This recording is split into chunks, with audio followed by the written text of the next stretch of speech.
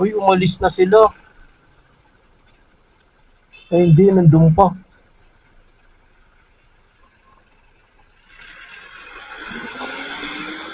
Nandun pa, par. Naiiya kasi ako eh. Ano ba, pupuntahan ko ba o hindi? Naiiya kasi kung mag-approach tropa eh. Pero alam ko namang mabait ko si Boss Pio Balbuena ng Tambay Cup. Subukan natin, wala namang mawawala eh, di ba? Okay lang ba? Nagsushoot yata sila eh. Problema, nagsushoot. Sila Ero.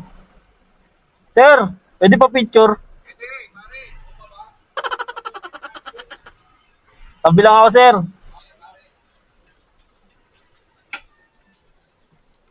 Makakadaw pang palad natin sila Balong. Sir, pwede pa picture?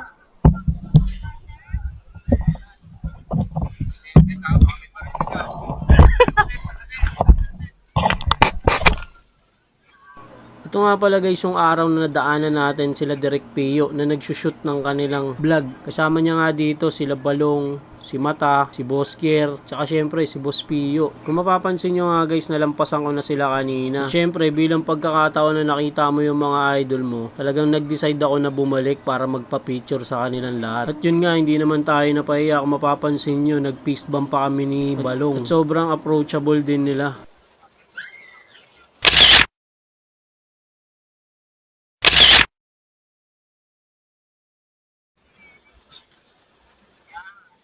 Sa pagkakataon na yan, napansin ko nga na hindi kasama si Mata sa picture kaya talagang hinanap ko siya.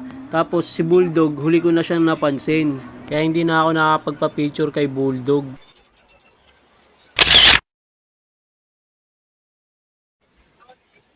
At nung natapos nga ako magpa-picture, nagpaalam na rin kagad ako kasi iniisip ko baka nagpapahinga na sila. At yun nga, nag-fist bump pa uli kami ni Balong. Sobrang naiiya din kasi talaga ako niyan. Pero hindi ko talaga pinalampas yung pagkakataon na makita ko sila para magpa-picture. Kaya talagang pinag-isipan ko munang mabuti. At hindi naman tayo nabigo. Kaya sa mga kagaya kong umiidolo sa mga vlogger, pag nakita nyo sila, wag nyo palalampasin yung pagkakataon na yun. Dahil hindi kayo mapapaya. Isa rin kasi yan sa mga nagbibigay inspirasyon sa kanila na may nanonood at napapasayang mga tao na kagaya natin.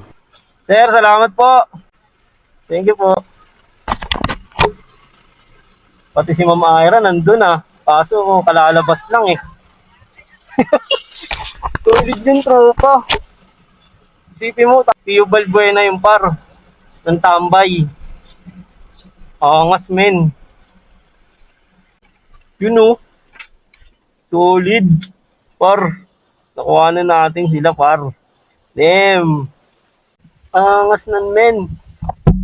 Na-picture natin sila Boss Pio. Nakita natin nakatambay sa loob ng